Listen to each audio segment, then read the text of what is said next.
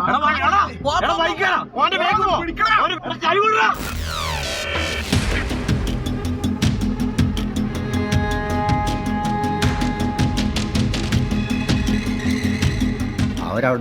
എന്ത് ചൊറ ഉണ്ടാക്കിയിട്ട് ഇങ്ങോട്ട് വന്നു. ഞാൻ ചോദിക്കാൻ വേണ്ടി പോയതാ. ചോദിച്ചില്ല. അന്നേരത്തിന് ഡോർ കൂട്ടി അടച്ചു. അടച്ചേച്ച് എന്നെ അടിച്ചതൊന്ന് പോയി. നിർത്തി. ഇന്നലെ വൈകിട്ടാണ് വയനാട് മാനന്തവാടിയിൽ ആദിവാസി യുവാവ് കൊടും ക്രൂരതയ്ക്ക് ഇരയായത്. 500 മീറ്റർ ദൂരം കൂടൽക്കടവ് സ്വദേശി മാദനെ കാറിലെത്തിയ സംഘം വലിച്ചിഴച്ചു കൊണ്ടുപോയി. പ്രകോപനമായത് വിനോദസഞ്ചാരികൾ തമ്മിലുള്ള കയ്യാങ്കളി പരിഹരിക്കാൻ മാദൻ ശ്രമിച്ചു എന്നതും. ഇതാദ്യമായല്ല കേരളത്തിൽ ആദിവാസി യുവാക്കൾക്ക് നേരെയുള്ള ഇത്തരത്തിലുള്ള അതിക്രമങ്ങൾ സംഭവിക്കുന്നത്. 2018 നമ്മൾ ഓർമ്മിക്കുന്നുണ്ടല്ലോ, അട്ടപ്പാടിയിൽ ആദിവാസി യുവാവ് മധു കൊല്ലപ്പെടാനിടയായ സാഹചര്യം. ആൾക്കൂട്ടം തല്ലി കൊലപ്പെടുത്തിയത് മധുവിനെതിരെ മോഷണക്കുറ്റം ആരോപിച്ചാണ്. കഴിഞ്ഞ വർഷം 2023 ഫെബ്രുവരി 22 കോഴിക്കോട് മെഡിക്കൽ കോളേജിന് പുറത്ത് വിശ്വനാഥൻ സമാനമായ രീതിയിൽ ആൾക്കൂട്ട വിചാരണയ്ക്കിരയായത്. അതും മോഷണക്കുറ്റം തന്നെ ആരോപിച്ചു. ജനമധ്യത്തിൽ ജാള്യതയോടെ പിടിച്ചു നിൽക്കാനാകാതെ ഒരു മരക്കൊമ്പിൽ വിശ്വനാഥൻ ജീവൻ അവസാനിപ്പിക്കുകയായിരുന്നു. പുരോഗമനവാദികളെന്നും സാക്ഷരതയുണ്ടെന്നും നമ്മൾ ഏറ്റവും മുൻപന്തിയിൽ നിൽക്കുന്നവരുമൊക്കെ ആണ് എന്ന് ഊറ്റം കൊള്ളുമ്പോഴാണ് നാട് ഏറ്റവും അധികം നാണം കെട്ടുപോകുന്ന ഇത്തരം സംഭവങ്ങൾ വീണ്ടും വീണ്ടും ഇവിടെ ആവർത്തിക്കുന്നത്. എന്തുകൊണ്ടാണ് ഇത് പലകുറി ആവർത്തിക്കപ്പെടുമ്പോഴും ഭരണകൂടത്തിന് പരിഹരിക്കാൻ കഴിയാത്തത്? എന്തുകൊണ്ടാണ് കേരളത്തിന്റെ പൊതുസമൂഹവും ഭരണകൂടവും ആദിവാസികൾക്ക് നേരെയുള്ള അതിക്രമങ്ങളിൽ നിസ്സംഗത പാലിക്കുന്നത്? മധുവിനും വിശ്വനാഥിനും ഒടുവിൽ ഇതാ മാദനും കൂടി നമ്മുടെ കൺമുന്നിലെത്തുകയാണ്. ഇവർക്ക് നീതി വേണ്ടേ? ന്യൂസ് ഈവനിംഗ് ഈ വിഷയം പരിശോധിക്കുന്നു. പ്രേക്ഷകർക്ക് സ്വാഗതം.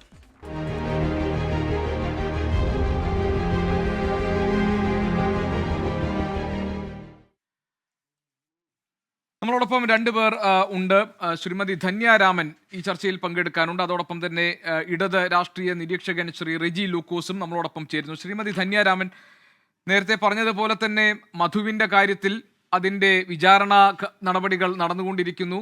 ആ കേസിൽ എന്ത് സംഭവിച്ചു എന്ന് നമുക്കറിയാം. സാക്ഷികൾ കൂറുമാറിയതും പ്രോസിക്യൂട്ടർമാർ മാറിയതുമായി ആ കേസ് അട്ടിമറിക്കാൻ വേണ്ടി നടന്നിട്ടുള്ള ശ്രമങ്ങൾ നമുക്കറിയാം.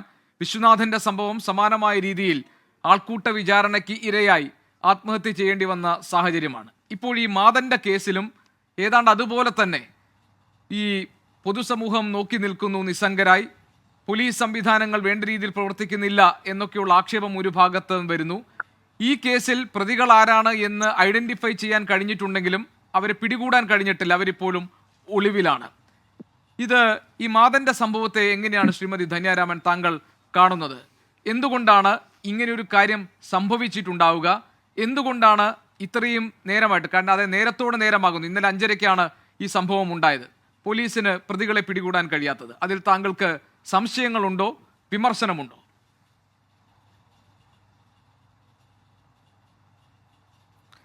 ഇന്നലെ 5:30 നടന്ന സംഭവമാണ്. ഇപ്പം സമയം 4:30 ആകുന്നു. പൊതുസമൂഹത്തിനാണ് അതിലെ ദളിത് ആദിവാസിയല്ല മറ്റേതെങ്കിലും വിഭാഗത്തിനാണ് ഇങ്ങനെ സംഭവിച്ചിട്ടുണ്ടെന്ന് നിങ്ങളൊന്ന് ഓർത്തു നോക്കൂ. ഇന്ന് രാഷ്ട്രീയക്കാർ തെരുവിലിറങ്ങിയേനെ, വലിയ വലിയ സാംസ്കാരിക നേതാക്കള് എല്ലാവരും പ്രതികരിച്ചേനെ. ഇതൊരു ആദിവാസി ആയതുകൊണ്ട് അത് ആ വിഷയം ഇപ്പം മാധ്യമങ്ങൾ പിന്തുണച്ചു. രാവിലെ 24 ന്യൂസിന് വിളിക്കുമ്പോഴാണ് ഞാൻ ഈ കാര്യം അറിയുന്നത്. അപ്പോഴാണ് വയനാട്ടിൽ നിന്നുള്ള ആൾക്കാർ ഈ വീഡിയോ ഒക്കെ എനിക്ക് അയച്ചു തരുന്നത്. അപ്പം ആ സമയത്താണ് നമ്മൾ തന്നെ അറിയുന്നത്. ഒരുപക്ഷെ മാധ്യമങ്ങൾ സപ്പോർട്ട് ചെയ്തില്ലായിരുന്നെങ്കിൽ ഈ വിഷയം ആരും അറിയത്തില്ലായിരുന്നു. ആ പ്രതികൾ രക്ഷപ്പെട്ടും പോയേനെ. എന്താണ് ഇതിനെ നമുക്ക് പറഞ്ഞ് വിശേഷിപ്പിക്കേണ്ടത്? ഇത് പൊതുസമൂഹത്തിൻ്റെ ഒരു ധാരണയുണ്ട്, ആദിവാസി എന്തും ചെയ്യാമെന്നുള്ള. അപ്പം നമ്മളത് പറയുമ്പോൾ ആൾക്കാർ വിചാരിക്കും വെറുതെയാണ്. എത്ര മരിച്ചു വീണ അല്ലെങ്കിൽ കൊല ചെയ്യപ്പെട്ട ഉദാഹരണങ്ങൾ ഇവിടെ ഉണ്ടായിരുന്നാൽ പോലും ഇതൊന്നും ആരെയും ഏശുന്നില്ല. ഒരു രാഷ്ട്രീയ പാർട്ടി ഏശുന്നില്ല. ആർക്കും ഇതിനകത്ത് പ്രതികരിക്കേണ്ട, ഒരു പ്രകടനം നടത്തണ്ട, പന്തം കൊളുത്തി പ്രകടനം നടത്തണ്ട. അറ്റ്ലീസ്റ്റ് രാഷ്ട്രീയ നേതാക്കളും സാംസ്കാരിക നേതാക്കളും ഒന്നും വാതുറക്കുന്നില്ല. ഇത് ഞങ്ങൾക്ക് ആ പിന്തുണ കിട്ടുന്നില്ല സമൂഹത്തിൻ്റെയും. ഇപ്പം മുഖ്യമന്ത്രി പറഞ്ഞു പ്രതികളെ അറസ്റ്റ് ചെയ്യുന്ന മുഖ്യമന്ത്രി പറഞ്ഞു എന്ന് പറഞ്ഞു. ഈ ഒരു സപ്പോർട്ട് ഞങ്ങൾക്ക് ഒരു ഇൻസിഡന്റ് നടക്കുമ്പം അത് അപ്പം തന്നെ ഞങ്ങൾക്ക് രാഷ്ട്രീയ നേതാക്കന്മാർക്ക് കിട്ടണം. ആ പ്രതികളെ അറസ്റ്റ് ചെയ്യണം, കൃത്യമായിട്ട് അത് കോടതിയിൽ എത്തുമ്പോൾ അവർക്ക് ശിക്ഷ കിട്ടണം.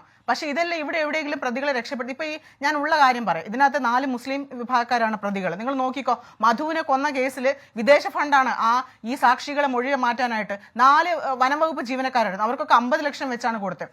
കോടികളുടെ ഫണ്ട് ഇവർക്കൊക്കെ വിദേശത്തു നിന്ന് വന്നിട്ടാണ് ഈ കേസ് ഒത്തുതീർപ്പാക്കിയത്. മധുവിന്റെ ഒരു അട്രോസിറ്റി പോലും നേരെ പോയി ചൊവ്വ ഇവർക്ക് ശ്രീമതി ധന്യരാമൻ, സാമൂഹിക നീതി നടപ്പാക്കുക എന്നതാണല്ലോ സർക്കാരുകൾക്ക് മുന്നിലുള്ള പ്രധാനപ്പെട്ട ദൗത്യം. ശ്രീമതി ധന്യരാമൻ, സാമൂഹിക നീതി നടപ്പാക്കുക എന്നതാണ് തിരഞ്ഞെടുക്കപ്പെട്ട ജനാധിപത്യ രീതിയിൽ തെരഞ്ഞെടുക്കപ്പെട്ട സർക്കാരുടെ ഏറ്റവും പ്രാഥമികമായ ഉത്തരവാദിത്വം. മാത്രമല്ല, ഇടതുമുന്നണി സർക്കാരിനെ സംബന്ധിച്ച് അവരുടെ ഏറ്റവും വലിയ ഭരണ വൈശിഷ്ട്യമായി പറയുന്നത് ഈ സാമൂഹിക നീതി നിഷ്പക്ഷമായി നടപ്പാക്കപ്പെടുന്നു എന്ന് ഉറപ്പുവരുത്തുമെന്നുള്ളതാണ്.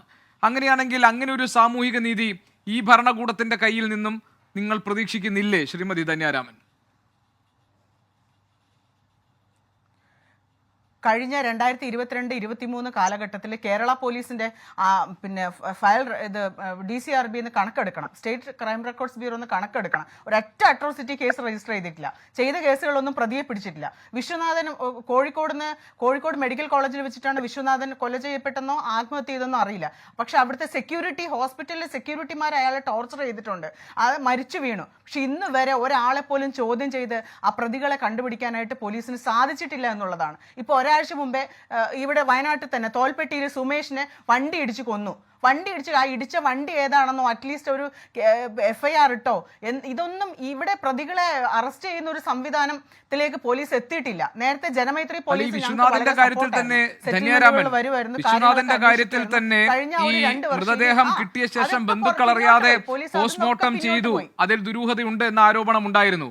പോലീസ് സ്റ്റേഷനിൽ വെച്ച് മോശം അനുഭവം ഉണ്ടായി എന്ന് വിശ്വനാഥിന്റെ സഹോദരൻ ഗോപി തന്നെ പറഞ്ഞു. ആദിവാസി ആയതുകൊണ്ട് പോലീസ് സ്റ്റേഷനിൽ വെച്ച് പോലും അപമാനിക്കപ്പെട്ടു എന്നാണ് ഗോപി പറഞ്ഞത്. അതായത് ആദിവാസികൾക്കെതിരായിട്ടുള്ള അതിക്രമങ്ങൾ, അവർ ഇരയാക്കപ്പെടുന്ന സന്ദർഭങ്ങളിൽ പോലീസ് പോലും അവരോട് നീതിപൂർവ്വം പെരുമാറുന്നില്ല എന്നതിന്റെ ഉദാഹരണങ്ങൾ ആയി മാറുന്നുണ്ടോ ഇതൊക്കെ? ഇല്ല, ഇഷ്ടം പോലെ ഉണ്ട്. പോലീസുകാർ തന്നെ കളിയാക്കാറുണ്ട്. SC/ST വിഭാഗത്തിന്റെ കേസ് കെട്ട് വരുമ്പം അവര് കേസ് കെട്ടെന്നോ അങ്ങനെ വള്ളിക്കെട്ടെന്നോ അവരങ്ങനെ പോലീസുകാർക്ക് ഒരു ലോക്കൽ ലാംഗ്വേജ് തന്നെയുണ്ട്. ഞങ്ങളുടെ ഈ അട്രോസിറ്റി കേസുകൾ സ്റ്റേഷനിൽ എത്തുമ്പോൾ ഇതിപ്പോൾ കുറച്ച് പേര് ഞങ്ങളോട് സപ്പോർട്ട് ചെയ്യുന്നത് അത് ഞങ്ങൾ നിയമ നടപടി സ്വീകരിക്കുന്നുള്ളത് കൊണ്ടാണ്. അല്ലാതെ ആ പോലീസിലും ഇത്തരത്തിലുള്ള വംശീയ ചിന്തകളുള്ള ആൾക്കാർ ഒരുപാടുണ്ട്.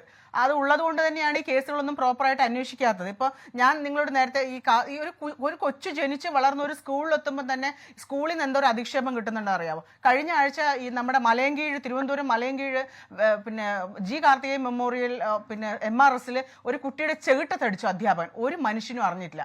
അതിന്റെ മുന്നത്തെ മാസം ഒരു പെൺകുട്ടി ആത്മഹത്യക്ക് ശ്രമിച്ചു, ഒരു മനുഷ്യനും അറിഞ്ഞിട്ടില്ല. വെള്ളായണി SC/ST സ്പോർട്സ് ഹോസ്റ്റലിൽ ഒരു കുഞ്ഞിനെ സാങ്കല്പിക കസേരയിൽ 1.5 മണിക്കൂർ ഇരുത്തി, കേസെടുത്തിട്ടില്ല. എവിടെയാണ് കേസെടുക്കുന്നത്? ഒരു കേസുകളും രജിസ്റ്റർ ചെയ്യപ്പെടുന്നില്ല. ഇപ്പൊ മാധ്യമങ്ങളിലൂടെ വന്ന് ഈ കേസ് ഇപ്പൊ മാധ്യമങ്ങൾ കൊണ്ടുവന്നു, കേസ് FIR ഇട്ടു, പ്രതികളെ അന്വേഷിക്കാൻ ഇറങ്ങിയിട്ടുണ്ട്. കുറച്ചു നാൾ മുന്നെയാണ് ചേർത്തല പൂച്ചക്കലിൽ നമ്മുടെ നിലാവ് എന്ന് പറഞ്ഞൊരു പെൺകുട്ടീനെ പരസ്യമായിട്ട് ഉടുപ്പ് വലിച്ചു കീറി ഇടിച്ചത്. 3 ദിവസം ആ പോലീസ് സ്റ്റേഷനിൽ FIR ഇട്ടിട്ടില്ല. പൂച്ചാക്കൽ സ്റ്റേഷനിൽ 3 ദിവസം. രാഹുൽ കൊച്ചാപ്പിനെ പരവൂർ വെച്ച് 10,000 പേര് നോക്കി നിൽക്കുകയാണ് മർദ്ദിച്ചത്. ആ വീഡിയോ ഉണ്ട്. എന്നിട്ട് പോലും ഒരു പ്രതിയെ ഐഡന്റിഫൈ ചെയ്യാൻ 1 മാസം പരവൂർ പോലീസ് സ്റ്റേഷനിൽ കയറി ഇറങ്ങേണ്ടി വന്നു. അവസാനം പ്രതിയുടെ അഡ്രസ്സ് ചോദിച്ചിട്ട് പോലും ആ സ്റ്റേഷനിലെ റൈറ്റർ പറഞ്ഞു അങ്ങനെ അഡ്രസ്സ് കൊടുക്കാൻ ഇവിടെ നിയമമില്ല എന്നുള്ളതാണ്. ഇവരൊക്കെ ആരെയാണ് ഈ പഠിപ്പിക്കാൻ വരുന്നത്? ഈ പോലീസുകാർ തന്നെ പോയി നിയമം പഠിക്കട്ടെ ആദ്യം. അവരാണ് ഇത്രയും ഈ കാര്യങ്ങൾ വഷളാക്കാൻ കേസുകൾ എടുക്കാതെയും കഴിഞ്ഞ 2 വർഷം എത്ര ഒരു കാസർഗോഡ് നാട്ടാക്കലിലെ ഒരു ആദിവാസി കുട്ടീൻ്റെ 4 വയസ്സുള്ള കുഞ്ഞിന്റെ സ്കൂൾ ബാഗിൽ മലം പൊതിഞ്ഞ് ടീച്ചർ കൊണ്ടുകൊടുത്തു. എത്ര അട്രോസിറ്റിയാണ്. എന്നിട്ട് കേസെടുത്തോ? ഒരു കുഞ്ഞിന്റെ തലമുടി അസംബ്ലിയിൽ പരസ്യമായിട്ട് വെട്ടിക്കളഞ്ഞു. ഇവിടെ എത്ര ഗുരുതരമായിട്ടുള്ള കുറ്റകൃത്യം. ആരിതിന്റെ പുറകെയൊക്കെ പോകുന്നു? ആരെങ്കിലും പോയാൽ തന്നെ ഭീഷണിയാണ്. ഭയങ്കര ആ ലോക്കൽ പ്രാദേശിക രാഷ്ട്രീയം വളരെ പ്രധാനപ്പെട്ട ഒന്നാണ്. അത് ഒരു പ്രാദേശിക രാഷ്ട്രീയം ഒരു ദളിതന്റെയോ ആദിവാസിയുടെ ഒപ്പം നിന്നില്ലെങ്കിൽ ആ സമൂഹത്തിന് ധൈര്യപൂർവ്വം മുൻപോട്ട് പോകാൻ സാധിക്കില്ല എന്ന് തന്നെയാണ് പറയുന്നത്. ശരി ശ്രീമതി ധന്യരാമൻ, ഒരൊറ്റ നിമിഷം ഞാൻ താങ്കളിലേക്ക് വരാം. ശ്രീ റെജി ലൂക്കോസ്, വ്യക്തികളെന്ന നിലയിൽ അഭിമാനത്തോടുകൂടി അന്തസ്സോടുകൂടി ഈ പ്രകൃതിയുടെ വിഭവങ്ങളെല്ലാം അതിന്മേലൊക്കെ തുല്യമായ അവകാശമുള്ള ഈ രാജ്യത്തിന്റെ നീതിന്യായ സംവിധാനങ്ങളിലൂടെ അതിൻ്റെ എല്ലാ തരത്തിലുമുള്ള ആനുകൂല്യങ്ങൾ തുല്യമായി നമ്മളോടൊപ്പം പങ്കുവെക്കാൻ അവകാശമുള്ള, അതിന് സ്വാതന്ത്ര്യമുള്ള, നമ്മളെപ്പോലെ തന്നെ അന്തസ്സോടുകൂടി തല ഉയർത്തി ജീവിക്കാൻ അവകാശപ്പെട്ട, അധികാരപ്പെട്ട ഈ മണ്ണിലെ മനുഷ്യരാണ് ആദിവാസി വിഭാഗത്തിൽപ്പെട്ടവർ. അവരോട് രാഷ്ട്രീയ പാർട്ടികൾ, പൊതുസമൂഹം, ഈ പറയുന്ന സമ്പന്നതയിൽ കടന്ന് വളർന്നവർ, നാഗരികതയുടെ സമ്പന്നതയിൽ ജീവിക്കുന്നവർ, അതേപോലെ തന്നെ വിവിധ രാഷ്ട്രീയ കക്ഷി വിഭാഗങ്ങളിൽപ്പെട്ട ആളുകൾ, ഈ സർക്കാർ സംവിധാനങ്ങൾ, ഇവരൊന്നും തന്നെ അവരെ പരിഗണിക്കുകയോ അവരുടെ പ്രശ്നങ്ങൾക്ക് പരിഹാരം കണ്ടെത്താൻ ആത്മാർത്ഥമായി ശ്രമിക്കുകയോ, എന്തിനാണ് നമ്മളെപ്പോലെ മനുഷ്യരാണ് എന്ന് പോലുമുള്ള പദവി അവർക്ക് നൽകാൻ വിമുഖത കാണിക്കുന്ന ഒരു സംവിധാനം, ഒരു വ്യവസ്ഥിതി നമുക്ക് ചുറ്റുമുണ്ട്. അതുകൊണ്ടാണ് വിശ്വനാഥനെ പോലുള്ളവർക്ക് അവർക്ക് ആത്മഹത്യ ചെയ്യേണ്ടി വരുന്നത്. അത് അന്വേഷിക്കാൻ പോകുന്ന അവരുടെ ഭാര്യയ്ക്കും വിശ്വനാഥന്റെ അമ്മയ്ക്കും വിശ്വനാഥന്റെ സഹോദരനുമൊക്കെ അപമാനം നേരിടേണ്ടി വരുന്നത്. ആശുപത്രിയിലായാലും പോലീസ് സ്റ്റേഷനിലായാലും അവിടെ ധന്യാരാമൻ ചോദിക്കുന്നു, നേരത്തോട് നേരമായിട്ടും ഈ പ്രതികൾ ആരാണ് എന്ന ഐഡന്റിഫിക്കേഷൻ അപ്പുറത്ത് അവരെ കണ്ടെത്താൻ കേരളത്തിന്റെ പോലീസിന് കഴിയാതെ പോകുന്നത് എന്താണെന്നാണ്. ആദിവാസികൾക്കെതിരായിട്ടുള്ള അതിക്രമങ്ങൾ സംബന്ധിച്ച പരാതികൾ വരുമ്പോൾ ഇതാ വീണ്ടും ഒരു വള്ളിക്കെട്ട് വന്നിരിക്കുന്നു എന്ന് പോലീസുകാർ അടക്കം പറയുന്നത് ഈ തൊട്ടുകൂടായ്മയുള്ളത് കൊണ്ടാണ്, ഈ നിസ്സംഗത പുലർത്തുന്നത് കൊണ്ടാണ്. അത് ഉറപ്പാക്കാൻ, ആ സാമൂഹിക നീതി ഉറപ്പാക്കാൻ എന്തേ സർക്കാരിന് കഴിയാതെ പോകുന്നത്? ധന്യാരാമൻ പറഞ്ഞ കാര്യങ്ങളോട്, അവരുടെ വികാര പ്രകടനങ്ങളോട് 100% യോജിക്കുന്ന ആളാണ്. ഞങ്ങൾ പല ചർച്ചകളിലും ആ യോജിപ്പ് പ്രകടിപ്പിച്ചിട്ടുണ്ട്. ഇവിടെ പരിഷ്കൃത കേരളീയ സമൂഹം എന്നൊക്കെ നമ്മൾ അവകാശപ്പെടുമെങ്കിലും ഇപ്പോഴും നമ്മുടെ ആദിവാസികളുടെ പട്ടികജാതി പട്ടികവർഗ വിഭാഗത്തിൽപ്പെട്ട ജനങ്ങളോടൊക്കെ ഉള്ള ഒരു എന്താ പറയുക, ഒരു ചെറിയ വിഭാഗത്തിന്റെ ഒരു അകർച്ച അവർ കാണിക്കുന്ന ഒരിക്കലും അംഗീകരിക്കാൻ പാടുള്ള പ്രവൃത്തികൾ നമുക്ക് തന്നെ നാണക്കേടാണ്. ഇന്നലെ വൈകുന്നേരം 5:30 മാനന്തവാടിക്കടുത്ത് ഈ സംഭവം ഗുരുവായൂരിന്റെ അടുത്താണെന്ന് ഞാൻ മനസ്സിലാക്കുന്നത്. ഇത് എന്തൊരു നിഷ്ഠൂരമായ പ്രവൃത്തിയാണ്. നമ്മളൊന്ന് ആലോചിച്ച് നോക്കി. കഴിഞ്ഞ 1 വർഷം മുമ്പ് പറവൂരിൽ ഒരു മനുഷ്യനായുടെ വാഹനത്തിന്റെ പിന്നിൽ ഒരു നായയെ കെട്ടിയിട്ടിട്ട് ആ വാഹനം ഓടിച്ചു വരുന്നതിനെതിരെ ഇവിടുത്തെ നായ്പ്രേമികളും ഇവിടുത്തെ ജനങ്ങളെല്ലാം എത്രയോ ഭയങ്കരമായ ഇതില് എത്രയോ നിശ്ചിതമായി വിമർശിച്ചിട്ടുണ്ട്. പക്ഷെ ഇവിടെ അതിന് തുല്യമായ രീതിയിൽ ഒരു ആദിവാസി യുവാവിനെ ഒരു സംഘർഷം ഉണ്ടായപ്പോൾ അതിനെ അയവുണ്ടാക്കാൻ ശ്രമിച്ച ചെറുപ്പക്കാരനെ നിഷ്ഠൂരമായ ക്രൂരമായ സാമൂഹ്യ വിരുദ്ധര് ആ വാഹനത്തിൽ അയാളുടെ കൈ പിടിച്ചുകൊണ്ട് 500 മീറ്റർ ആ വാഹനം ഓടിച്ച് അതിന് പരിക്കേൽപ്പിച്ചെന്ന് പറഞ്ഞാൽ നമ്മൾ ലജ്ജിച്ച് തല താഴ്ത്തണം. ഒരു തർക്കമല്ല കാര്യം, അതിനകത്ത് ഒരു രാഷ്ട്രീയം നോക്കാൻ പാടില്ല. എന്ത് തെറ്റാണ് ആ മനുഷ്യന്റെ? ഇനി എന്ത് തെറ്റ് ചെയ്താൽ പോലും ഇങ്ങനെയാണോ ചെയ്യേണ്ടത്? അവരാരായിക്കോട്ടെ. ഇപ്പൊ മുഖ്യമന്ത്രി ഈ വിഷയത്തിൽ രാവിലെ തന്നെ ഇടപെട്ടിട്ടുണ്ട്. ഇവരുടെ വാഹനം കണ്ടുപിടിച്ചു കഴിഞ്ഞു. കർശനമായ രീതിയിൽ അവർക്കുള്ള തെരച്ചിൽ ആരംഭിച്ചു കഴിഞ്ഞു. അവർ വലയിലായെന്നാണ് എനിക്ക് ഏറ്റവും അവസരം കിട്ടുന്ന സൂചന. അവരെന്തായാലും ഐഡന്റിഫൈ ചെയ്തു. അത് മലപ്പുറം ഡിസ്ട്രിക്റ്റിലെ ചെമ്മാടിന് സമീപമുള്ള 4 ചെറുപ്പക്കാരാണെന്ന് പറഞ്ഞത്. തന്നെയുമല്ല, മദ്യപിച്ച് മതോന്മത്തരായി നമ്മുടെ ടൂറിസം കേന്ദ്രങ്ങളിൽ വരുന്നവരെ നിയന്ത്രിക്കേണ്ട കാലം അതിക്രമിച്ചു കഴിഞ്ഞു. ടൂറിസം എന്ന് പറയുന്നത് മാനസികമായിട്ടുള്ള ഉല്ലാസമാണ്. അതിലൂടെ ആരോഗ്യം വേണ്ടി നമുക്ക് നല്ലൊരു ആരോഗ്യത്തിലൂടെ കൂടി ഉതകുന്നതാണ് ടൂറിസം എന്ന് പറയുന്നത്. വിനോദസഞ്ചാരം എന്ന് പറയുന്നത് ഇവന്മാരൊന്നും അതിനുവേണ്ടി വരുന്നതല്ല. സാമൂഹ്യ ദ്രോഹികളാണ്. അഴിഞ്ഞാട്ടത്തിനും നാട്ടുകാരുടെ മുമ്പിൽ താൻപോരുമ കാണിക്കാൻ വേണ്ടി വരുന്ന തെമ്മാടി കൂട്ടങ്ങളാണ് ഇവരെ കർശനമായി കൊലപാതകത്തിന് അവരുടെ പേര് കേസെടുക്കണം. എന്താ തർക്കം?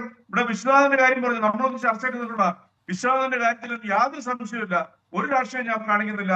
ആ ചെറുപ്പക്കാരനെ അധിക്ഷേപിച്ച് അയാളെ മർദ്ദിച്ച് അവസാനം അയാൾ പോയി കോഴിക്കോട് മെഡിക്കൽ കോളേജ് സമയം പോയി അദ്ദേഹം ആത്മഹത്യ ചെയ്തിട്ട് മരത്തിൽ തൂങ്ങിച്ചെന്ന് ചാവുപോയത്. ഇതൊക്കെ എന്തൊരു കഷ്ടമാണ് നടക്കുന്നത്. നമ്മുടെ പോലീസ് സംവിധാനത്തിൽ പോലും ഇത്തരം കാര്യങ്ങൾ കാര്യക്ഷമമായിട്ട് നോക്കുന്നില്ല എങ്കിൽ എവിടെയോ എന്തോ തകരാറുണ്ട്. സർക്കാർ മാത്രം മനസ്സ് വെച്ചിട്ടൊന്നും അല്ലല്ല ഇത്തരം അതിക്രമങ്ങൾ ഉണ്ടാകുമ്പോൾ അവർ മാതൃകാപരമായി ശിക്ഷിക്കപ്പെടുന്നു എന്ന് ഉറപ്പുവരുത്തേണ്ട ഉത്തരവാദിത്വമാണ് സംസ്ഥാന ഭരണകൂടങ്ങൾക്കുള്ളത്. അതിൽ താങ്കൾക്ക് വിയോജിപ്പില്ലല്ലോ. അങ്ങനെയാണല്ലോ സാമൂഹിക നീതി നടപ്പാക്കേണ്ടത്. എന്താണ് മധുവിന്റെ കേസിൽ സംഭവിച്ചത്? എത്ര പേരാണ് പ്രോസിക്യൂഷൻ കൊണ്ടുവന്ന 127 സാക്ഷികളിൽ 24 പേർ കൂറുമാറുന്നു. കേസ് അട്ടിമറിക്കാൻ വേണ്ടിയുള്ള ശ്രമം നടക്കുന്നു. പബ്ലിക് പ്രോസിക്യൂട്ടർ കോടതിയിൽ പോകാതിരിക്കുന്നു. ഈ അഡ്വക്കേറ്റ് വേറൊരു പ്രോസിക്യൂട്ടറെ കൊണ്ടുവരുന്നു. ഈ സംഭവങ്ങളിലൊക്കെ തന്നെ ആൾക്കൂട്ട വിചാരണ നേരിട്ട മധുവിന്റെ കാര്യത്തിൽ നീതി നടപ്പാക്കാൻ സംസ്ഥാന സർക്കാരിന്റെ ഭാഗത്ത് ആത്മാർത്ഥമായ ശ്രമങ്ങൾ ഉണ്ടായില്ല എന്ന് മധുവിന്റെ ബന്ധുക്കൾ പറയുന്നു. ഇവിടെ വിശ്വനാഥന്റെ കേസിൽ വിശ്വനാഥന്റെ സഹോദരൻ ഗോപിയുടെ പ്രധാനപ്പെട്ട ആരോപണം തന്നെ ഈ സർക്കാർ അന്വേഷിച്ചാൽ എൻ്റെ സഹോദരനെ കൊന്ന ആളുകളെ പുറത്തു കൊണ്ടുവരാൻ കഴിയില്ല എന്നാണ്. അപ്പോൾ ഈ സർക്കാരിന്റെ അന്വേഷണത്തിൽ, ആ സംവിധാനത്തിൽ, അതിന്റെ ആത്മാർത്ഥതയിൽ അവിശ്വാസം രേഖപ്പെടുത്തുകയാണ്. ഏറ്റവും കൊടും കുറ്റവാളികൾ അഴിഞ്ഞാടിയ ഈ 2 സംഭവങ്ങളിൽ അവരുടെ ബന്ധുക്കളുടെ സാക്ഷിമൊഴികൾ എടുത്തു കഴിഞ്ഞാൽ, അവരുടെ സാക്ഷ്യപത്രം എടുത്താൽ തീർച്ചയായിട്ടും ഇവിടെ നമ്മൾ മനസ്സിലാക്കേണ്ട വസ്തുത എന്ന് പറയുന്നത് കേരളത്തിന്റെ തന്നെ ലോകത്തിലെവിടെയും ആദിവാസികൾക്കാണ് ഏറ്റവും കൂടുതൽ മുൻഗണന കൊടുക്കുക. അവരാണ് ഈ പ്രതിനിധിയുടെ ആദ്യത്തെ അവകാശികള്. അതിനോട് തർക്കമില്ല. തിരുനെല്ലിയിലെ ആദിവാസികളോടൊപ്പം ഞങ്ങൾ 1-2 ദിവസം ജീവിച്ചിട്ടുള്ളവർ 8 വർഷം മുമ്പ്. അവരുടെ സ്നേഹവും അവരുടെ പരിലാളങ്ങളും പ്രകൃതിക്ക് ഒരു ദോഷം വരാതെ കണ്ട് ഈ കാട്ടുകള്ളന്മാർ വികസിക്കുന്ന നമ്മുടെ നാട്ടിൽ പ്രകൃതിക്ക് ഒരു ദോഷം വരാതെ കണ്ട് പ്രകൃതി അവർക്ക് അവകാശപ്പെട്ട സമ്പത്തുകൾ മാത്രം എടുത്തുകൊണ്ട് ജീവിക്കുന്ന ഒരു നല്ല മനുഷ്യ കൂട്ടായ്മയാണ് ഈ ആദിവാസികൾ എന്ന് പറഞ്ഞാൽ. ഇപ്പൊ നമ്മൾ വിദേശത്തൊക്കെ പോയി, ഞാൻ ഒരുപാട് രാജ്യങ്ങളിൽ പോയി കണ്ടിട്ടുണ്ട്. എത്യോപ്യയിൽ കഴിഞ്ഞ വർഷം പോയപ്പോൾ അവരുടെ ആദിവാസി കുടികൾ യുനെസ്കോ പോലെ സംരക്ഷിച്ചുകൊണ്ടിരിക്കുക, പൈതൃക ലിസ്റ്റിൽ 1ാം സ്ഥാനത്ത്. അതുപോലെ ഓസ്ട്രേലിയയിലെ അബോർജിൻസ് ഗോവിന്ദോടെ പോയിട്ടുണ്ടായിരിക്കും. അപ്പൊ അവരെ കണ്ടു കഴിഞ്ഞാൽ നമ്മുടെ നാട് അതുമായിട്ട് നമ്മൾ ലജ്ജിക്കണം. അവർക്ക് ആ ഗവൺമെന്റ് അവിടുത്തെ സമൂഹം നൽകുന്ന പരിരക്ഷ എതിലേ അവർക്ക് സഞ്ചരിക്കാം. അവരെ ആരും ഡിസ്റ്റർബ് ചെയ്യത്തില്ല. മോസ്റ്റ് പ്രയോറിറ്റിയാണ് അവർക്ക് കൊടുക്കുന്നത്. പക്ഷെ കേരളത്തിൽ അതെ ശ്രീ റെജി ലൂക്കോസ്, അങ്ങനെ മരിച്ച ആത്മഹത്യ ചെയ്ത വിശ്വനാഥന്റെ സഹോദരൻ പോലീസ് സ്റ്റേഷനിൽ ചെന്നപ്പോൾ CI പറഞ്ഞതായി വിശ്വനാഥന്റെ സഹോദരൻ പറഞ്ഞത് എന്താണെന്നറിയാമോ താങ്കൾക്ക്? കള്ളം കുടിച്ച് ഇവിടെ വന്ന് മോഷണം നടത്തി പൈസ ഉണ്ടാക്കി തിരിച്ചു പോകുന്നത് വയനാട്ടിൽ നിന്നുള്ള ആദിവാസികളുടെ സ്ഥിരം പണിയാണ്. ഇതാണ് CI പറഞ്ഞത്. തീർച്ചയായിട്ടും ആ വാർത്ത വളരെ പ്രകമ്പനം സൃഷ്ടിച്ചൊരു വാർത്തയാണ്. ആ ചെറുപ്പക്കാരൻ അദ്ദേഹത്തിന്റെ അനിയൻ പറഞ്ഞത് സത്യമാണ്. അത് നമ്മൾ ശ്രദ്ധിച്ചാണ്. അങ്ങനെയൊന്നും എങ്ങനെയാണ് ഇവർക്ക് ഈ രീതിയിൽ പറയാൻ പറ്റുന്നത്? ഒരു തരത്തിൽ നമുക്ക് മനസ്സിലാകുന്ന നമുക്ക് ഡൈജസ്റ്റ് ചെയ്യത്തില്ല. ഇന്നിപ്പോ ആദിവാസി ഊരിൽ നിന്ന് ജില്ലാ കളക്ടർ വരെ ഉണ്ടായിട്ടുണ്ട്. വയനാട്ടിലെ ഒരു IAS കുട്ടി വരെ അവിടെ വളർന്നു വന്നിരിക്കുന്നു.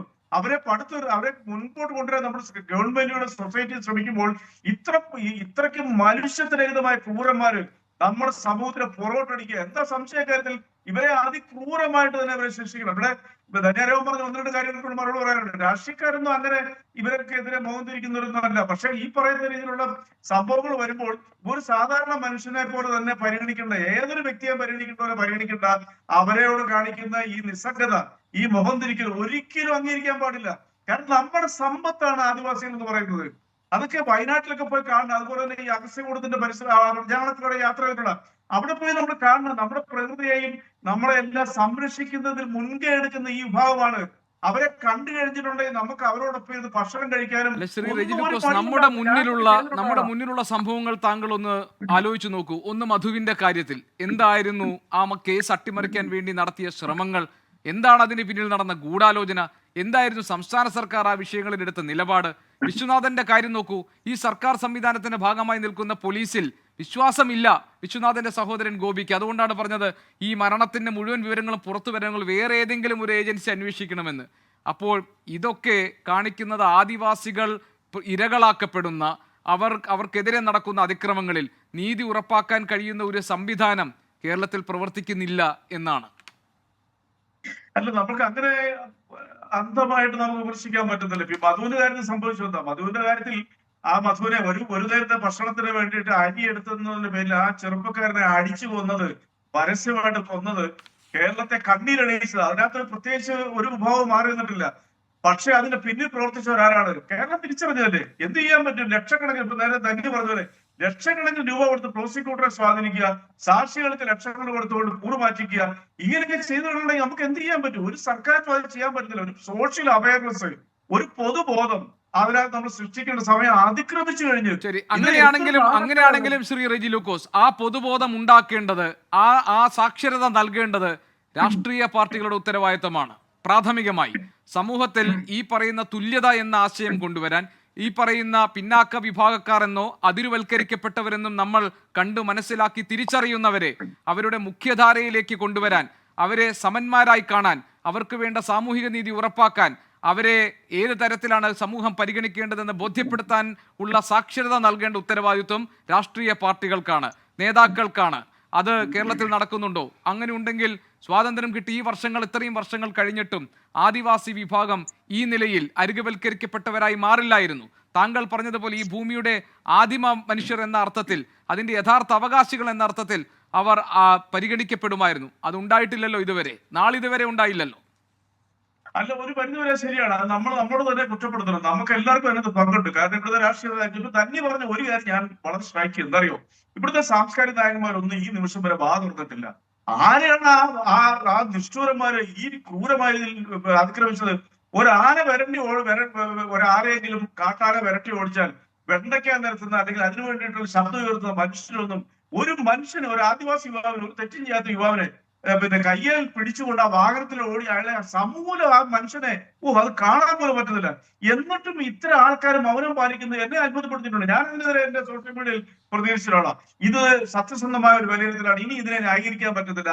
നമ്മുടെ ആദിവാസികളെയും അല്ലെങ്കിൽ അതുപോലെ തന്നെ നമ്മുടെ തനത് സമ്പത്തായിട്ടുള്ള ആ സമൂഹത്തിനെ ഇനിയും അപമാനിക്കുകയോ അധിക്ഷേപിക്കുകയോ ചെയ്തിട്ടുണ്ടെങ്കിൽ നിയമം മാറ്റി എഴുതണം. അവരിനി പുറലോകം കാണരുത്. ഒരു തർക്കമല്ല കാര്യത്തിൽ. ഗോകുലകൃഷ്ണക്ക് എത്ര തവണ വയനാട്ടിൽ യാത്ര ചെയ്തിട്ടുണ്ട്.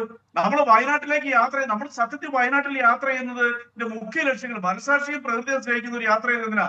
ഞാൻ വയനാട്ടിൽ ബിസിനസ് ചെയ്തിട്ടുള്ള ആളാണ്. എനിക്ക് വയനാട്ടിലെ അന്ധമായി എനിക്ക് ഇഷ്ടപ്പെടുന്ന ഒരു സ്ഥലം അത്.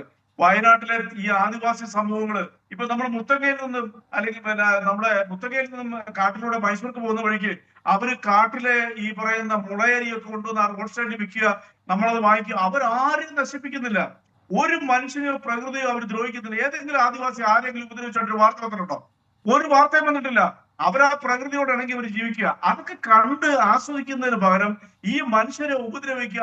ഇന്നലെ നടന്ന സംഭവം എന്നാ വാക്കുകൾ കൊണ്ടൊന്നും വിവരിക്കാൻ പറ്റില്ല. ഏത് സിസ്റ്റം അതിന് അനുകൂലമായിട്ട് നിന്നില്ലെങ്കിലും ആ സിസ്റ്റത്തെ തന്നെ പിരിച്ചുവിടണം പോലീസ്. പക്ഷെ ഈ കാര്യത്തിൽ സർക്കാരും പോലീസും കർശനമായ നടപടിയിലേക്ക് കടന്നുകൊണ്ടിരിക്കുന്നു. ആദിവാസി വിഭാഗങ്ങൾ ക്രൂരത നേരിടുമ്പോൾ അവരോട് നിസ്സംഗത പുലർത്തുന്ന പൊതുസമൂഹവും രാഷ്ട്രീയ സംവിധാനങ്ങളും ഭരണ സംവിധാനങ്ങളും ഇന്നുവരും മാറ്റം എന്ന വിഷയം നമ്മൾ ചർച്ച ചെയ്യുകയാണ്. ഇപ്പോൾ മധുവിനും വിശ്വനാഥിനും പുറകെ മാതൻ കൂടി നീതി തേടി നമ്മുടെ മുന്നിൽ, കേരളത്തിന്റെ പൊതു മനസാക്ഷിക്ക് മുന്നിൽ നീതിക്ക് കാത്തു നിൽക്കുകയാണ്. ശ്രീമതി ധന്യാരാമൻ, ഈ അരികുവൽക്കരിക്കപ്പെട്ട ജനവിഭാഗങ്ങളോട്, ആദിവാസികളോടൊക്കെയുള്ള കേരളത്തിന്റെ പൊതുസമൂഹത്തിന്റെ നിലപാട്, അവരുടെ സമീപനത്തിൽ മാറ്റം വരണം എന്ന് ശ്രീ റെജി ലൂക്കോസ് പറഞ്ഞതിനോട് ഞാനും യോജിക്കുകയാണ്. വിദ്യാഭ്യാസമോ അല്ലെങ്കിൽ ഉന്നതമായ ജീവിത ബോധ്യങ്ങളോ ചിന്തയോ ഒന്നും തന്നെ മലയാളി സമൂഹത്തെ ഈ വിശാലമായ അർത്ഥത്തിൽ ഇവരെയൊക്കെ ഉൾക്കൊള്ളാൻ പാകത്തിൽ അവരുടെ മനസ്സ് വലുതാക്കുകയോ ഒന്നും ചെയ്തിട്ടില്ല ഇക്കാലം അത്രയുമെന്ന് നമുക്കറിയാം. പക്ഷേ സർക്കാർ അങ്ങനെയല്ലല്ലോ. സർക്കാർ ഈ സാമൂഹിക നീതി എന്നത് ഉറപ്പാക്കണമല്ലോ. സർക്കാർ ഒരു കുറ്റവാളി ഉണ്ടായിട്ടുണ്ടെങ്കിൽ അയാൾ നിയമം അനുശാസിക്കുന്ന രീതിയിൽ ശിക്ഷിക്കപ്പെടുന്നു എന്ന് ഉറപ്പാക്കണമല്ലോ. ആ നീതി നടപ്പാക്കൽ എന്ന പ്രക്രിയ കേരളത്തിൽ ഈ ശരിയായ രീതിയിൽ പ്രവർത്തിക്കുന്നുണ്ടോ?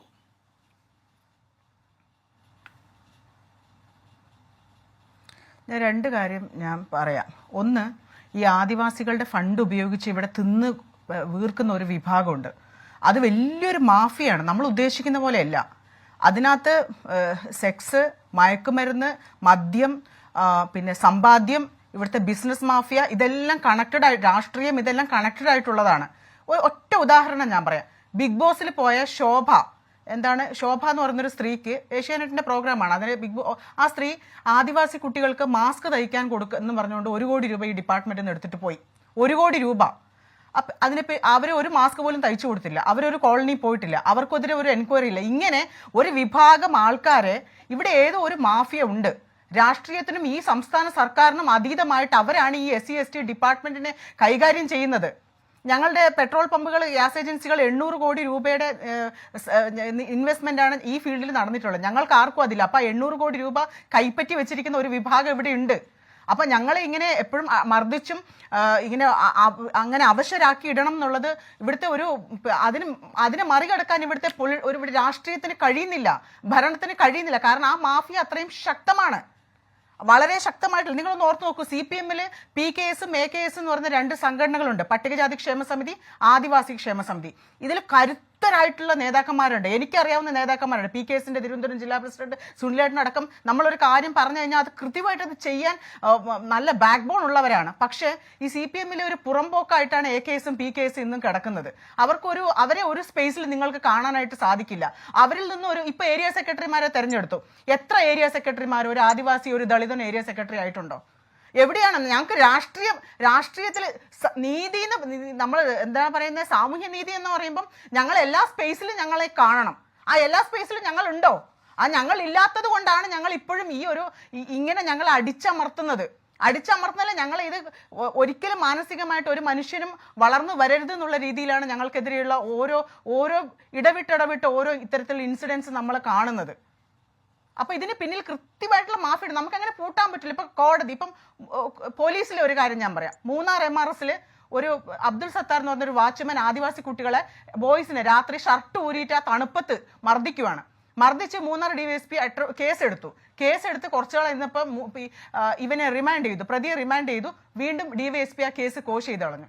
അത് ഇല്ല, ആ കേസ് ഇല്ല, ഈ കുട്ടികൾ പോലും അറിഞ്ഞിട്ടില്ല എന്താണ് ഇവിടെ സംഭവിക്കുന്നത്. അപ്പൊ ഇതിന്റെ ഞങ്ങൾ ഒരു കാര്യത്തിൽ ഇടപെടുമ്പം ആ കാര്യം റിസൾട്ട് ഉണ്ടാവുന്നില്ല. അപ്പൊ അതിനിടയിൽ ഒരു ശക്തി അതിനിടയിൽ പ്രവർത്തിക്കുന്നുണ്ട്.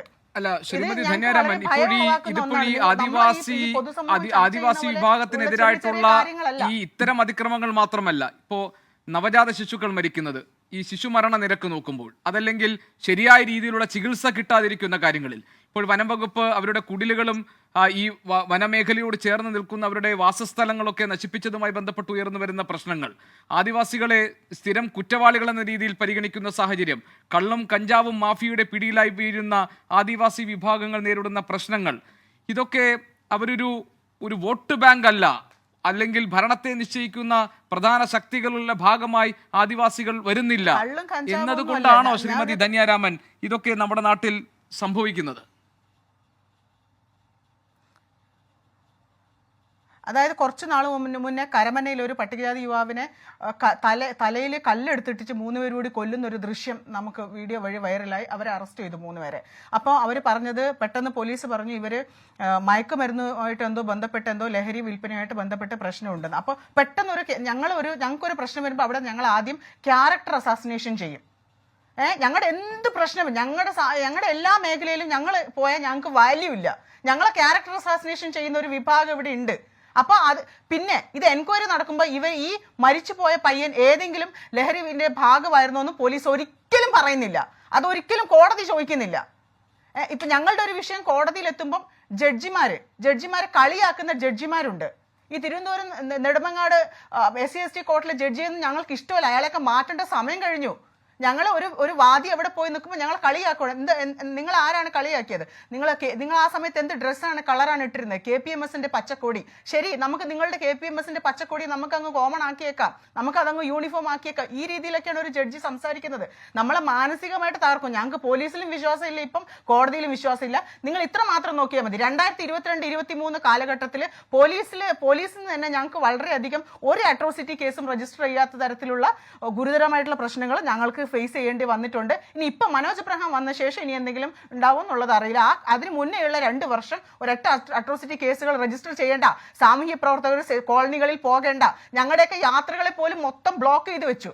ഞങ്ങൾ ആ ജനമൈത്രി പോലീസിന്റെ വിസിറ്റ് പോലും ഞങ്ങൾക്ക് ആ സപ്പോർട്ട് പോലും ഇല്ലാതാക്കി. ഇവിടെ പല രീതിയിലുള്ള എന്താ പറയണ്ടേ അടിച്ചമർത്തലുകൾ എല്ലാ തലത്തുനിന്നും ഞങ്ങൾക്ക് കിട്ടുന്നുണ്ട്. അത് പുറത്ത് പറയാൻ പറ്റില്ല. കാരണം ഒരു ഉദാഹരണം പറയാം. ഇപ്പൊ വെഞ്ഞാറുമൂട് ഒരു സ്ഥലത്ത് ഒരു CPIയുടെ ലോക്കൽ സെക്രട്ടറി ഇപ്പോഴല്ല മുൻപ് ഒരു കുഞ്ഞിനെ റേപ്പ് ചെയ്തു. ആ കുഞ്ഞിന്റെ അച്ഛൻ മരിച്ചു പോയിരുന്നു. അപ്പൊ തൊട്ടപ്പുറം ഇപ്പുറം താമസിക്കുന്നവരാണ്. അയാൾ കേസ് എടുത്തില്ല. 6 മാസം കഴിഞ്ഞാണ് പോലീസ് ഇത് അറിഞ്ഞത്. ഞങ്ങളൊക്കെ ഇടപെട്ട ശേഷമാണ് കേസ് എടുക്കുന്നത്. കേസ് എടുത്ത ശേഷം തൊട്ടപ്പുറത്ത് താമസിക്കുന്ന അയാൾ റിമാൻഡിലാവുന്നു. അയാളുടെ ബന്ധുക്കളൊക്കെ ആ ചുറ്റുവട്ടത്തുണ്ട്. ഒരു പ്രതികൾക്ക് അനുകൂലമായിട്ടുള്ള താമസിക്കുന്ന ആൾക്കാരുടെ ഇടയിൽ ഒരു കുടുംബം താമസിക്കുകയാണ്. ഞങ്ങളുടെ ദുർബലമായിട്ട് അമ്മയും 3 പെൺകുഞ്ഞുങ്ങളും, അത് കൊച്ചു എല്ലാ അമ്മയും മക്കള് കൊച്ചു ആൾക്കാരാണ്. അപ്പൊ അവർക്ക് ഭയങ്കര പ്രതികരണ ശേഷിയില്ല. പേടിച്ചിട്ട് തന്നെ ഒരു കേസ് എടുക്കാൻ, റേപ്പ് ചെയ്യപ്പെട്ടിട്ട് 6 മാസമായി കുട്ടി മാനസിക രോഗിയായിപ്പോയി. ഇത്രയും പ്രശ്നമുള്ളപ്പോൾ ഞങ്ങൾ ഇടയ്ക്ക് അവിടെ വിസിറ്റ് ചെയ്യുമായിരുന്നു പോലീസുകാരെയും കൊണ്ട്. അത്തരത്തിലുള്ള യാത്രകളെ പോലും ആ വിസിറ്റിന് അവരെ സപ്പോർട്ട് ചെയ്യുന്ന അത്തരത്തിലുള്ള വിസിറ്റിനെ പോലും ജനമൈത്രി പോലീസ് പിന്തുണച്ചില്ല. കഴിഞ്ഞ 2 വർഷം പറഞ്ഞ പോലെ ധാരാളം കേസുകൾ കേരളത്തിൽ നമുക്ക് എടുത്തു കാണിക്കാനുണ്ട് ഇതുപോലെയുള്ള. ഞാൻ 1 മിനിറ്റ് ധന്യ, ശ്രീ റെജി ലൂക്കോസ്, നമ്മുടെ ഈ ചർച്ചയുടെ സമയം അവസാനിക്കുകയാണ്. അപ്പോൾ ശ്രീ റെജി ലൂക്കോസ്, എന്താണ് ഇപ്പോൾ ഈ കേസിലെങ്കിലും ഇതിൽ പ്രതികൾ പിടിക്കപ്പെടുക, അവർക്ക് ശിക്ഷ വാങ്ങിക്കൊടുക്കുക, മാതൃകാപരമായ ശിക്ഷ നടപ്പാക്കുക, ഇത്തരത്തിലുള്ള അട്രോസിറ്റീസ്, ഇത്തരത്തിലുള്ള അതിക്രമങ്ങൾ ഉണ്ടാകില്ലെന്ന് ഉറപ്പുവരുത്തുക, ഇതൊക്കെ നമുക്ക് പ്രതീക്ഷിക്കാമോ? തീർച്ചയായിട്ടും. ഞാൻ പറഞ്ഞല്ലോ, കേരളത്തിലെ മുഖ്യമന്ത്രി ഡയറക്റ്റ് ആയിട്ട് അതിനകത്ത് ബന്ധപ്പെട്ടിരിക്കുന്നു. ഉത്തരമേഖല ADGP അവരെ വലയിലായിരുന്നുള്ള സൂചനയാണ് തരുന്നത്. അവർ പാലം കണ്ടുപിടിച്ചിട്ടുണ്ട്. അവരെ കർശനമായ രീതിയിൽ അവരെ പോലീസ് പിടിക്കും. ഇപ്പൊ താൽക്കാലിക പട്ടണങ്ങളിൽ ഒളിവിൽ നിൽപ്പുണ്ടല്ലോ, അവർ പോലീസിന് വലയിലാവുന്നുള്ള കാര്യത്തിൽ യാതൊരു തർക്കമില്ല. പക്ഷെ പോലീസിന്റെ വലയിലായി അവരെ അറസ്റ്റ് ചെയ്താൽ മുന്നോട്ടുള്ള അവർക്കുള്ള ശിക്ഷ കർശനമായിട്ട് വാങ്ങിച്ചു കൊടുക്കണം കോടതിയിൽ നിന്നും. അല്ലാതെ ഇടയ്ക്ക് വെച്ച് ആ താളം തെറ്റി ഇവരെ ആരെങ്കിലും സംരക്ഷിക്കുന്നത്. കേരളത്തിലെ ഒരു വ്യക്തി, ഒരു പോലീസ്, ഒരു അഭിഭാഷകനും ഇത്തരക്കാർക്ക് വേണ്ടി ഹാജരാകരുത്. അത് തന്നെ ഒരു വലിയൊരു സേവനമായിരിക്കും അഭിഭാഷകർ ചെയ്യുന്നത്. ഈ പാവപ്പെട്ട ഈ മധുവിനെ രക്ഷപ്പെടുത്താൻ, മധുവിന്റെ പ്രതിമ രക്ഷപ്പെടുത്താനൊക്കെ കോടതിയിൽ ഹാജരായ അഭിഭാഷകരെ പോലും സമൂഹം പുരസ്കരിച്ചിരുന്നു. അപ്പൊ ഇതുപോലുള്ള ക്രൂരമായ അട്രോസിറ്റികൾ ചെയ്തവർക്ക് വേണ്ടിയിട്ട് ഒരു വക്കീലും കേരളത്തിൽ ഹാജരാകരുത്. അപ്പോൾ ഇവരുടെ ഏതായാലും ശ്രീ റെജി ലൂക്കോസ്, ഈ മാദനെ ഉപദ്രവിച്ചവരെ ഇപ്പോൾ നമ്മുടെ മുന്നിൽ നമുക്ക് ഇന്ന് നമ്മുടെ ഒരു ഉറക്കം നഷ്ടപ്പെടുത്തുന്ന തരത്തിലുള്ള ഈ അതിക്രമം നടത്തിയവരെ പോലീസ് പിടികൂടുകയും നിയമത്തിന് മുന്നിൽ കൊണ്ടുവരികയും അവർ ശിക്ഷിക്കപ്പെടുന്നെന്ന് ഉറപ്പുവരുത്തുകയും ചെയ്യും എന്ന് നമുക്ക് കരുതാം. ഇത്തരം സംഭവങ്ങൾ ഇനി ആവർത്തിക്കാതിരിക്കാനുള്ള നടപടികൾ ഉണ്ടാകും. സാമൂഹിക നീതി എന്ന് നടപ്പാക്കുക എന്നത് സർക്കാരിന്റെ ഉത്തരവാദിത്വമാണ് പ്രാഥമികമായി എന്ന് ഓർമ്മപ്പെടുത്തി നമുക്ക് ഈ ചർച്ച അവസാനിപ്പിക്കാം. വളരെയധികം നന്ദി ശ്രീമതി ധന്യാരാമൻ. ശ്രീ റെജി ലൂക്കോസ് ഈ ചർച്ചയിൽ പങ്കെടുത്തത്. ന്യൂസ് ഈവനിംഗ് ഇവിടെ പൂർത്തിയാവുകയാണ്.